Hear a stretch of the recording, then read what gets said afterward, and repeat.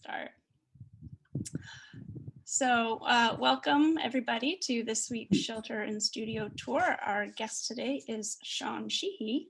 I suspect that most of you already know him, but just in case, Shawn's a book artist, a paper maker, which I just found out, and instructor who's been teaching nationally since 2001. And he's been doing a lot of online workshops all over the country, and particularly with the Center for the Book since all of this COVID action started. So we actually have a couple of Shawn's workshops with space in them on the San Francisco Center for the Book website right now. So a lot of his work has an ecological slant. Two of his artist's books, Welcome to the Neighborwood and Beyond the Sixth Extinction, have been turned into trade editions. So you might actually be able to add them to your libraries. He has a beautiful garden that we might get to see today. And he's also on the cusp of Libra and Scorpio, and balanced, and likes doing his taxes. Right. Shawn and I send a lot of emails back and forth, so we know a lot. we're getting to know each other. So thanks so much, Shawn, and you're up. Super. Well, let's go ahead and go straight to the iPhone, because I'm going to grab this and I'm going to show y'all a little bit of the studio. So, you know, grab your medication that'll keep you from getting travel sick. I'll back up and move here a little bit. So here's the drafting table and my sweet south-facing window there. It's going to be cold tonight, so the houseplants are starting to come in. You can see I've got a lamp there, and my analog toolbox sitting right there next to it. If I swivel over this way, there's an ivy that started climbing up the wall, and I'm just letting it. Here's my desktop computer. And so all of the file building and the sort of serious drawing and the construction end of things happens on that computer. And if I swivel back around this way and take a step back, here's my tripod, which at this point is here nonstop, that has a camera stand on the top of it and an additional lamp, because I'm teaching all the time these days, which is terrific. But it's not worth taking it down at all. So if I swivel a little bit more over here, here are the flat files, all the paper storage. Got my two cutters. The old-fashioned cutter doesn't get a huge amount of work, though. Cabinet kit recipients in the past and future recipients will get your board cut on that cutter. And then my machine cutter is sitting next to it. I'll get a little bit closer to it. It's basically when I'm cutting files for production, or when I cut the files for the kits, it's happening on this machine. I'm generating files using Adobe Illustrator, part of the Creative Cloud Adobe Suite, and then using those vector files to drive my cutter, which is made by a company called GraphTech.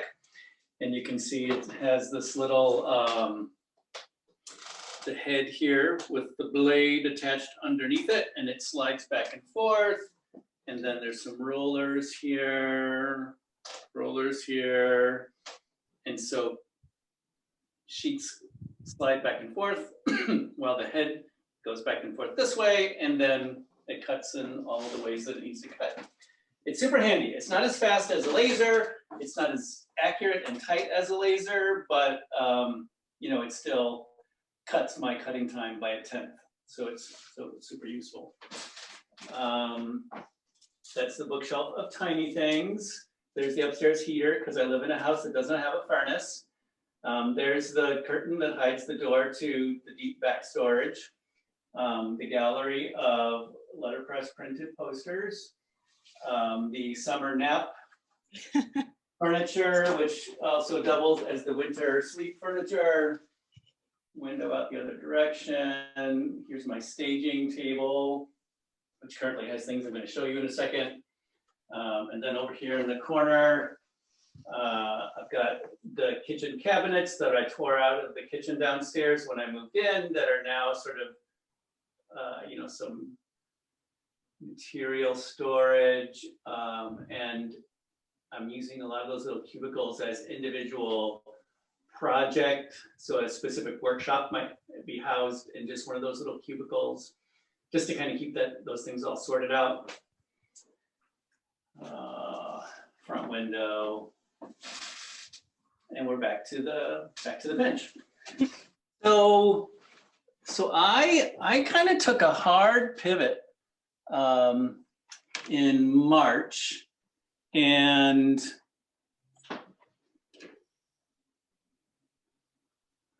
it's a hard pivot that rests on the heels of having also taken over as the director of the Movable Book Society. So that's taken up a good chunk of my time right now. All this to say that I don't do as much original work right now as I would like to. But I am going to show you the thing that is in my head right now. But these are all examples of new workshop content that's been developed just since March. So, aside from building a set of models, it's a lot of refining and a lot of then making all of that accessible to, participants, and then everything that goes into actually getting those workshops off the ground and taught. Some of you already have been involved with these roll-up pop-up workshops, which part of why I'm excited about these is because they have kind of a novel binding approach where they are more scroll-like than they are codex-like, but then there's little pop-ups that run all the way down. And then there's some strategy to how things are structured in here. And there's 3 of those, and they're sequential. They're on offer at a couple of different places right now at various stages. I've got going right now, brand new, haven't even taught it yet. It's so new. A series of 10 movable structures. And this one we're going to do end of January, Sarah. Am I remembering that correctly? Mid-January? Mid-January. So nothing image-based. It's all just mechanics. But it kind of goes deep in some more sophisticated mechanics. And then one of my favorite sort of historical structures called a come and go. Whoa, it's purple. Ooh, no, it's green. It's purple. So that's amazing. Join me in January. We'll make one of those. Tonight, Rebecca mentioned tonight's workshop. This is with the Jaffe Center at Florida Atlantic University in Boca. And this is a book of models, and there is absolutely no glue or adhesive at all in this book. It's all tab and slot assembly, even from one folio to the next. Wow. Shawn, just to confirm, these are all these workshops you're talking about, these are all online, correct? These are all online, ShawnSheehy.com. And if you go to my workshop page, you can see where all of these are listed. Yeah. And then also, I mean, the no glue book, part of why this emerged, generally speaking, was this interest in making things accessible and trying to make them more broadly accessible to folks who are going to be new to the scene. So you don't necessarily have a pot of PVA sitting there handy. So all you need is is an X-Acto knife to put this one together. And then with these cereal box cards, I'm doing these all over the place too, using And none of these, that one's got some cereal box printing on it. Materials that are just, found around the house. And this is a Halloween set. So we've got some fun spooky mechanical things going on with the Halloween set. Where's the zombie? Here's the zombie.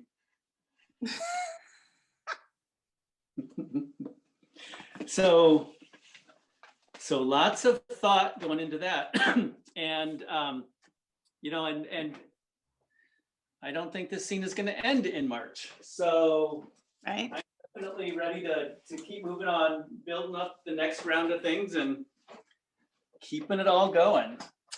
This is the workshop that I just finished for San Francisco Center for the Book, our cabinet of curiosities. Is this one of the ones that still has space in it, Sarah? You heard it here first. Yeah, I sent it to the last waitlist people today. Oh, okay. And then I'll open up the last couple spots once I know they're in. Got it. So this fun little cabinet, a little set of shallow trays. So it's pretty codex-like in a binding structure that leans heavily on something that Haiti Kyle has perfected, if not invented. And then it kind of takes, the flat out of building into a page. So like this little box has a little automata in it. So got a kicky little turtle in there. And it's got 5 fun drawers here, all with stuff in it. And if you want to know more about what's in those drawers, you know where to find me. And then these 2 miniature books, also not new material, but they were kind of the things that I led with when I jumped in with San Francisco in the spring to get some workshops going.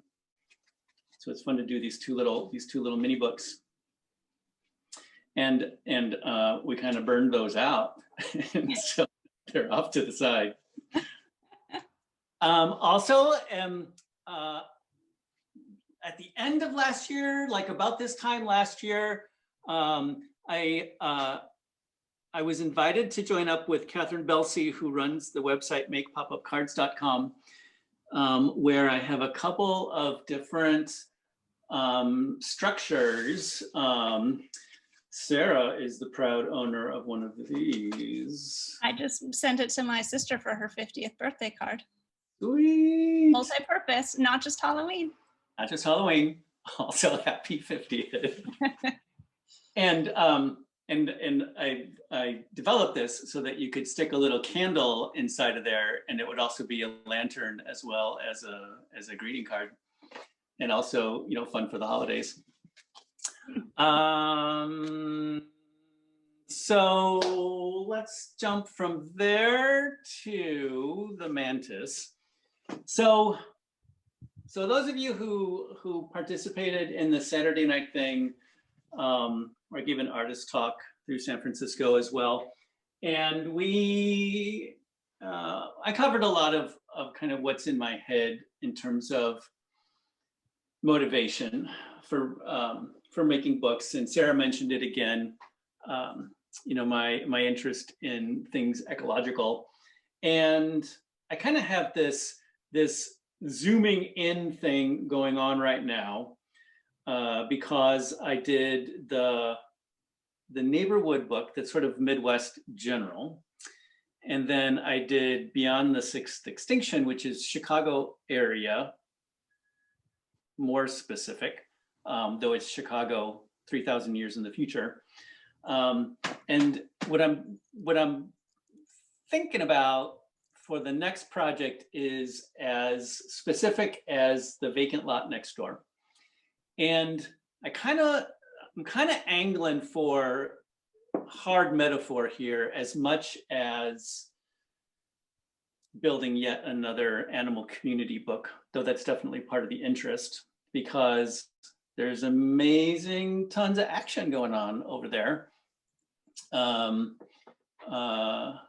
Big old praying mantis has been hanging out in the asters this past week. That's been fun. It's also part of what inspires this. And I kind of, I like this idea of thinking about a vacant lot in the city as being sort of, unconsidered, undervalued potential, and that we can apply that sociodemographically as well. And I also want to think about how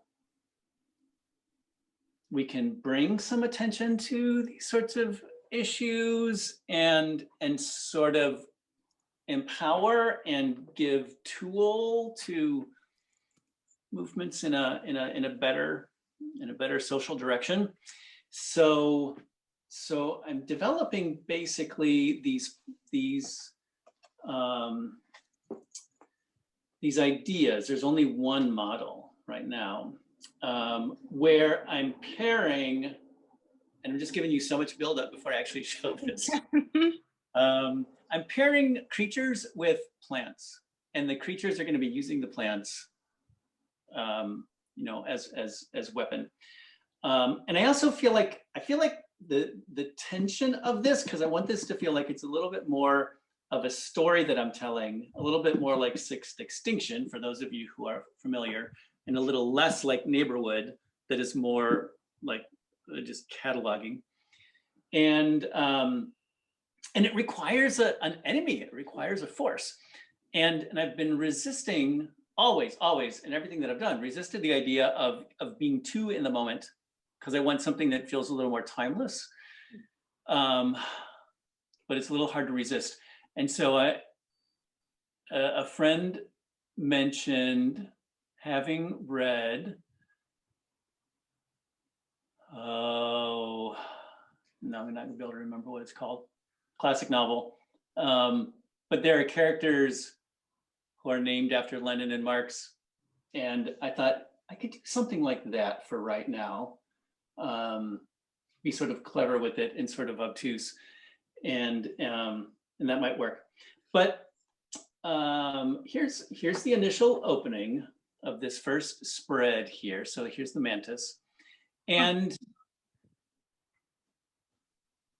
early draft, it doesn't have any color on it, obviously, but not so early that it hasn't gone through a dozen rounds of refinement, because it's fairly complex mechanically.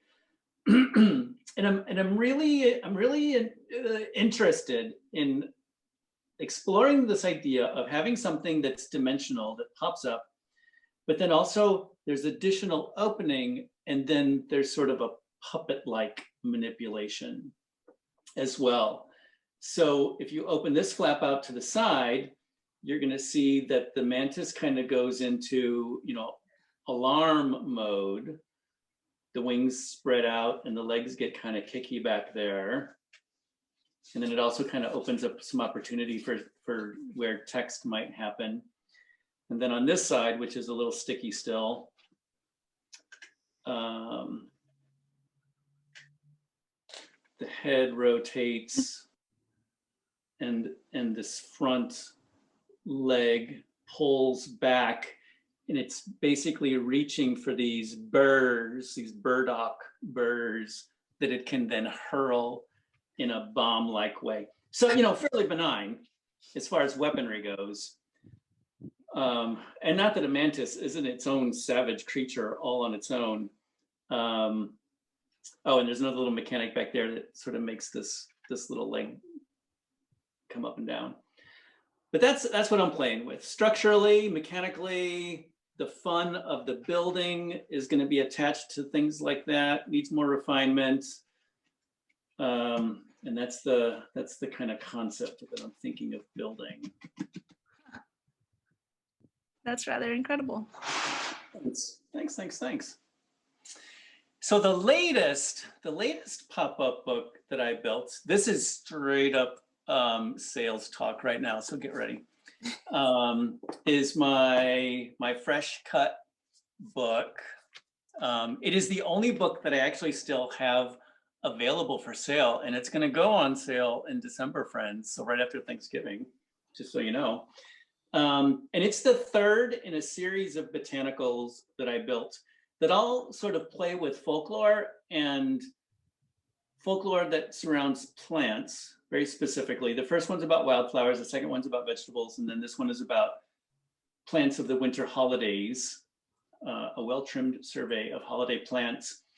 And I needed a third book because I said in the very first book that it was going to be a series. And then, of course, if it's a series, it has to have at least three. And then for number one was the flowers, and that was easy. Number two was the vegetables. That was fun, and that was easy. Number three, I gave it some long, hard thinking because I did not want to make a Christmas book because Christmas brings out some very strong anti-consumerist feelings in me. So the last thing that I should be doing around Christmas is making something that I want people to buy. But you know, I hit the politics pretty hard on this one too. So it's a minimalist look at the winter holidays. So the palette is super minimalist. The mechanics is the one thing that's not minimalist. The text is written in haiku. So, you know, it's just 17 clean syllables on every page. And just sort of playing with some of the silly things.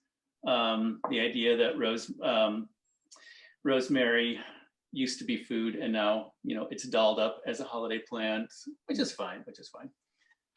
Mistletoe, cranberries, playing it a little bit more broadly. So cultures that look to poppies and their myriad seeds as a sign of good fortune in the new year. So poppies, but avoid a drug test. The most complex structure in the book is the Christmas bells. So this includes something from the Southern Hemisphere. So a Christmas plant, but from a different season. Sweet little poinsettia and some sprawling holly, a peppermint, which you know is a pesticide. And I just shoved a bunch of bundles of dried peppermint under my oven this morning. Whew, rodents in the winter. Pomegranate, same about prosperity. Some frankincense sap dripping out of this log. And then my smugest bread in this book, which refers to the Oaxacan treatment of the holiday, where some of you may have seen it, some of you may have seen pictures of it. You know, they grow these steroidal radishes that are feet long, and they carve them up and assemble them together and make these really lovely and fun radish sculptures for the holidays. And so I have carved into the radish Xmas, but I've sort of tweaked it. So I put a space in it and I put an accent on it. And so if you think about the X as representing cut, like it frequently does, especially on our keyboards, and if you put an accent on mas, it becomes more in Spanish. So Xmas becomes cut more. And a colophon. All right, so we're 5 from the end, Sarah. Should we dive over to questions or should we go outside? Well, let's see. They're mostly about workshops. Do you have the No Glue book on the calendar for anywhere other than Jaffe? It's going to rerun, I believe, on January 19th. At Jaffe? At Jaffe, yeah. Okay. But you don't have it anywhere else yet? Nowhere else yet. And tonight's is booked solid, friends. So too late. Terry heard you, and maybe I spaced out because I don't remember. Heard you mention a pop-up artist named Catherine something? Oh, Catherine Belsey. Belsey. Is the person who runs Make makePopUpCards.com. And it's mostly her projects that she sells off of that site. I'm a featured artist, finger quotes, on her site. And that's where I picked up that skull card down there. Exactly. Yeah. Yeah. Well, let's go outside. Let's go outside. Unplug the laptop. Reverse the camera. Okay, I'm gonna cover. Woo! I'm gonna cover that for a second because. Oh yeah, that's good. Thank you. No one needs to get sick while I'm walking downstairs, and also, it's fairly tidy in the living room, which I'm currently walking through. Here's my kitchen with another one of those crazy heaters because I don't have a furnace.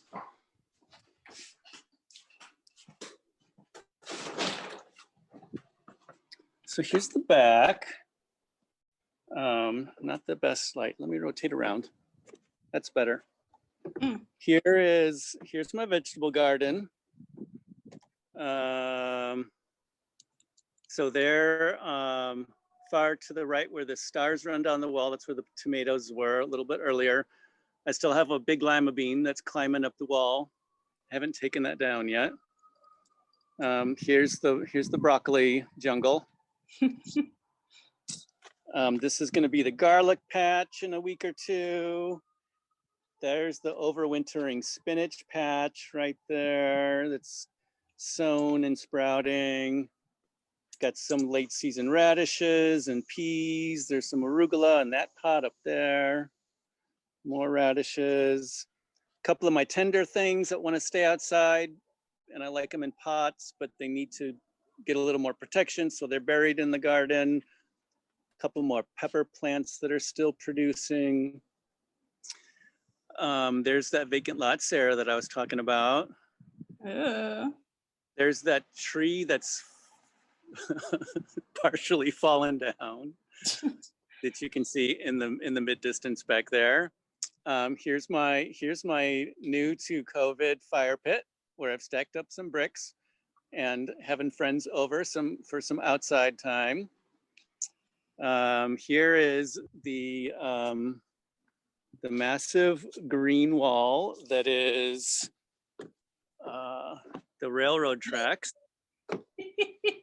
that run behind my house, which is a tiny bit noisy sometimes, but I love that I've got this big giant green wall that runs right behind my house. No neighbors back there. Here's the garden shed, also bike parking. And then the side yard, I have some of the best parking in the city, but I don't own a car.